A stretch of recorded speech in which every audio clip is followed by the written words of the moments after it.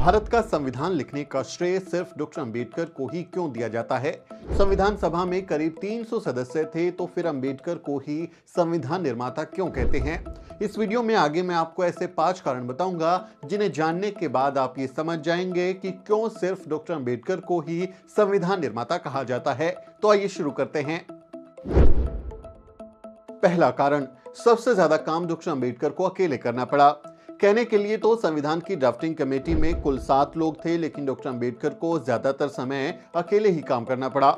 बाबा साहेब ने लगातार 141 दिनों तक संविधान की ड्राफ्टिंग कमेटी के चेयरमैन के रूप में अकेले काम करना पड़ा, क्योंकि बाकी के 6 सदस्य अलग अलग कारणों से संविधान बनाने के काम में शामिल ही नहीं हो पाए थे। संविधान सभा के सदस्य टी कृष्णामाचारी ने संविधान सभा के सामने बताया था कि यूं तो संविधान की ड्राफ्टिंग कमेटी में 7 सदस्य थे, लेकिन एक ने त्याग पत्र दे दिया, दूसरे सदस्य की मृत्यु हो गई, तीसरे सदस्य अमेरिका चले गए, चौथे सदस्य राज्य के कार्यों में इतने व्यस्त थे कि कार्यवाही में शामिल ही नहीं हो पाए, 5वें और 6ठे सदस्य दिल्ली से बहुत दूर थे और खराब सेहत के कारण संविधान बनाने के काम में शामिल नहीं हो पाए। इसलिए हुआ ये कि संविधान बनाने का सारा काम अकेले डॉक्टर अंबेडकर को ही पूरा करना पड़ा। ये बयान खुद संविधान सभा के सदस्य टी कृष्णामाचारी का है। जब 26 नवंबर 1949 को संविधान बनकर तैयार हो गया था, तब उन्होंने संविधान सभा के सामने डॉक्टर अंबेडकर की भूमिका को रेखांकित करते हुए ये बयान दिया था। इसी से आप अंदाजा लगा सकते हैं कि क्यों डॉक्टर अंबेडकर को ही संविधान निर्माता कहा जाता है।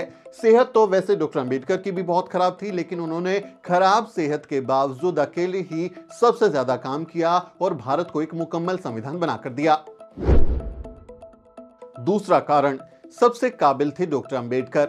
आजादी के बाद भारत का संविधान लिखने के लिए किसी ऐसे आदमी की तलाश थी जो दुनिया भर के संविधानों का अध्ययन कर सके, कानूनी पेचीदगियों को समझ सके, कानूनों की व्याख्या कर सके और भारतीय समाज के लिहाज से एक मुकम्मल दस्तावेज तैयार कर सके। पहले देश में ऐसे योग्य आदमी की तलाश की गई, क्योंकि मामला सिर्फ वर्तमान का नहीं, सदियों के भविष्य का भी था, लेकिन फिर देश में ऐसा कोई व्यक्ति उन्हें नहीं मिला। फिर कुछ लोगों ने यह राय दी कि विदेश से किसी संविधान एक्सपर्ट्स को बुला लेते हैं और उसके हाथों संविधान लिखवा लेते हैं। लेकिन यहाँ समस्या ये थी कि आजाद भारत, जिसने इतने सालों की गुलामी झेली थी, अब उस आजाद भारत का संविधान भला किसी विदेशी ताकत के हाथों या विदेशी व्यक्ति के हाथों कैसे लिखवाया जा सकता था। इसलिए बहुत मंथन किया गया, बहुत माथापच्ची हुई। कांग्रेस के जो नेता थे और देश के उस समय जो अन्य बड़े नेताओं थे, सब मिल बैठकर मंथन कर रहे थे। माथापच्ची के बाद डॉक्टर अंबेडकर का नाम तय किया गया, क्योंकि डॉक्टर अंबेडकर से ज्यादा काबिल पढ़ा लिखा व्यक्ति उस समय पूरे देश में कोई नहीं था। उन्होंने बॉम्बे काउंसिल के सदस्य के तौर पर, लेबर मिनिस्ट्री के तौर पर अपने कानूनी ज्ञान को पहले ही दुनिया के सामने रख दिया था। इससे भी उनकी भूमिका काफी मजबूत हो गई थी। इसलिए डॉक्टर अंबेडकर की काबिलियत को देखते हुए उन्हें ड्राफ्टिंग कमेटी का चेयरमैन चुना गया। यानी उन्हें सिर्फ संविधान बनाने वाली सभा में शामिल नहीं किया गया, बल्कि संविधान बनाने की जो ड्राफ्टिंग कमेटी थी, जिसमें 7 सदस्य थे, उसका भी चेयरमैन, संविधान सभा का चेयरमैन उनको ड्राफ्टिंग कमेटी का बनाया गया। डॉक्टर अंबेडकर की मेरिट के आगे उस समय कोई नहीं ठहरता था और उन्होंने इस जिम्मेदारी को बखूबी निभाया। तीसरा कारण, संविधान के कच्चे मसौदे को समेटा। संविधान सभा के संवैधानिक सलाहकार सर BN राव ने ड्राफ्टिंग कमेटी के सामने संविधान का कच्चा मसौदा पेश किया था, जो दुनिया भर के संविधानों पर आधारित था। अक्सर मनुवादी BN राव साहब का नाम लेकर कहते हैं कि उन्होंने तो कच्चा मसौदा दे दिया था और बाद में सिर्फ एक कट पेस्ट और काट छाट करके डॉक्टर अंबेडकर ने भारत का संविधान बना दिया। यानी जो मनुवादी हैं वो इस तरह का दावा करते हैं, लेकिन हकीकत तो कुछ और ही थी। सर BN राव ने जो कहीं की कच्चा मसौदा दिया था, वो बहुत से संविधानों से कुछ अलग अलग बातों को लेकर एक कच्चा मसौदा तैयार किया गया था, क्योंकि दुनिया भर के संविधानों को उस समय आपाधापी थी कि क्या ले क्या छोड़े, कैसा संविधान बनाए। तो एक कुछ उन्होंने कच्चा मसौदा तैयार किया था, लेकिन वो मुकम्मल दस्तावेज नहीं था। डॉक्टर अंबेडकर ने इस कच्चे मसौदे का अध्ययन किया, उसमें से बहुत से अच्छे अनुच्छेदों को चुना, उसमें कुछ सुधार किए और उसे समेटने का काम किया। यह बहुत ही मुश्किल काम था, लेकिन उन्होंने अपनी काबिलियत से उसे समेटते हुए, उसमें सुधार करते हुए एक बहुत शानदार मुकम्मल दस्तावेज तैयार किया। संविधान के कच्चे मसौदे को समझाते हुए 17 दिसंबर 1946 को ही डॉक्टर अंबेडकर ने एक लंबा चौड़ा भाषण दिया था और करीब 3310 शब्दों में उन्होंने अपना पहला भाषण इस पर दिया था, कच्चे मसौदे पर। और फिर बाद में उन्होंने जब इसको पूरा किया फिर भी उन्होंने अंतिम भाषण दिया। तो उन्होंने लगातार इस पर काम किया, इसलिए उनको सबसे ज्यादा श्रेय यहां पर दिया जाता है। चौथा कारण, कानून एक्सपर्ट के तौर पर शानदार काम किया। डॉक्टर अंबेडकर लंदन के ग्रेज इन से बैरिस्टर की पढ़ाई करके लौटे थे। उस समय उनके पास दो पीएचडी की डिग्रियां थी। वो बतौर वकील भी काम कर चुके थे, मंत्री रह चुके थे। ऐसे में उन्हें कानून की बहुत अच्छी समझ थी। उन्होंने बतौर लेबर मिनिस्टर 10 से ज्यादा जो कानून है वो ड्राफ्ट किए थे, तो उनको उसकी समझ थी।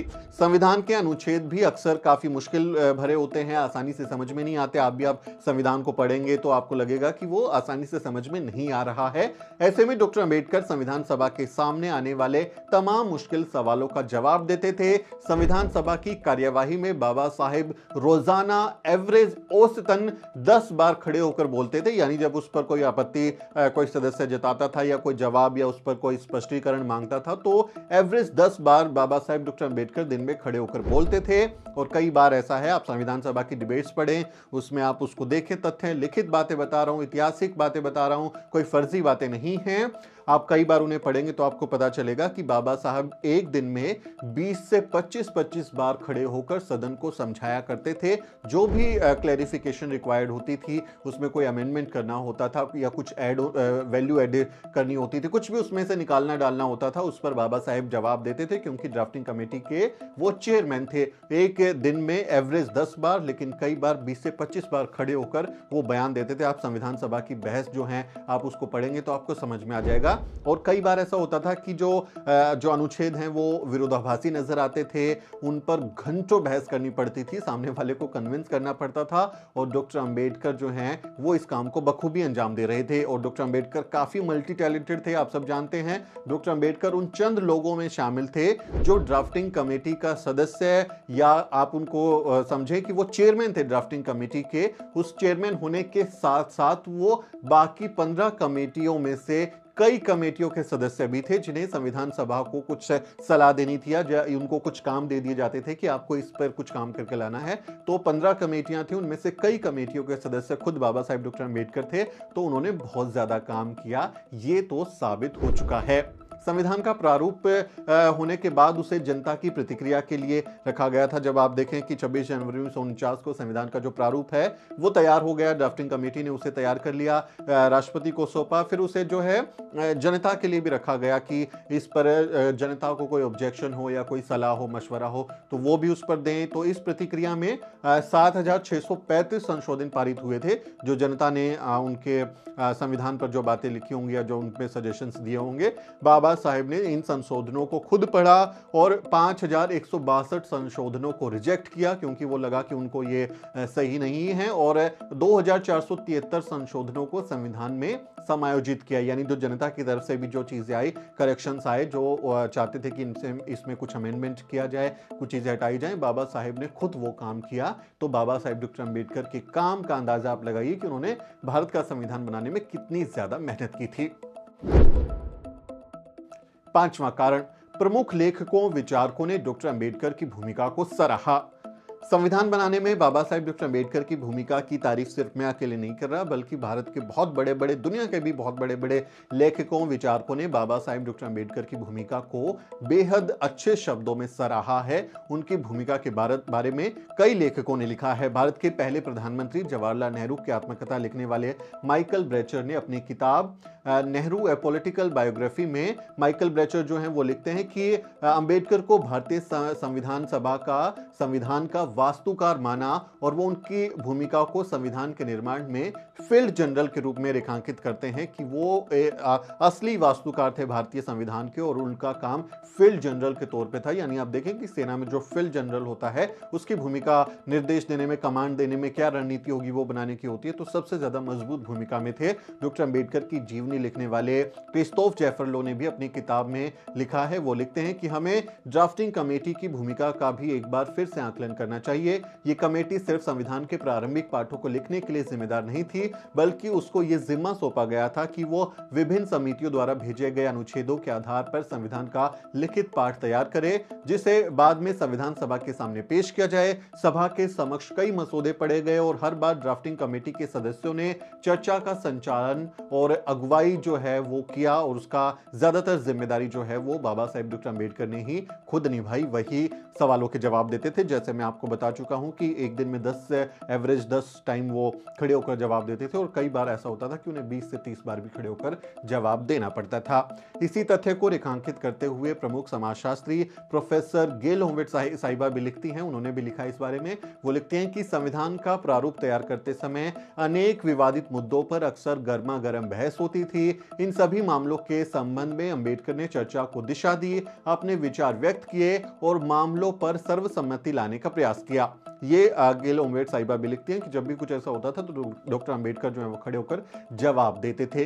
इस तरह बाबा साहेब ने 2 साल 11 महीने और 18 दिन में भारत को एक ऐसा संविधान बनाकर दिया जो जाति, लिंग, भाषा, क्षेत्र और धर्म के आधार पर कोई भेदभाव नहीं करता, सबसे बराबरी का व्यवहार करने की हिदायत देता है। एक ऐसा संविधान दिया जो हर किसी को समानता, स्वतंत्रता और बंधुता का पाठ पढ़ाता है, उनकी गारंटी देता है, मूल अधिकारों की गारंटी देता है। एक ऐसा संविधान जो सामाजिक न्याय की गारंटी देता है। इसलिए डॉक्टर अंबेडकर को ही भारत का संविधान निर्माता या संविधान का जनक कहा जाता है। अब अगर कोई आपसे ये कहे कि डॉक्टर अंबेडकर को ही संविधान निर्माता क्यों कहते हैं, उन्होंने भला अकेला ऐसा क्या काम किया, उसमें तो बहुत सारे लोग थे, BN राव साहब ने तो कच्चा मसौदा पेश कर दिया था, तो आप उनको इस वीडियो का लिंक भेज दीजिए। उम्मीद है कि उनको ये वीडियो देखने के बाद ये दिमाग पर लगे जाले उनके साफ हो जाएंगे, उनको समझ में आ जाएगा।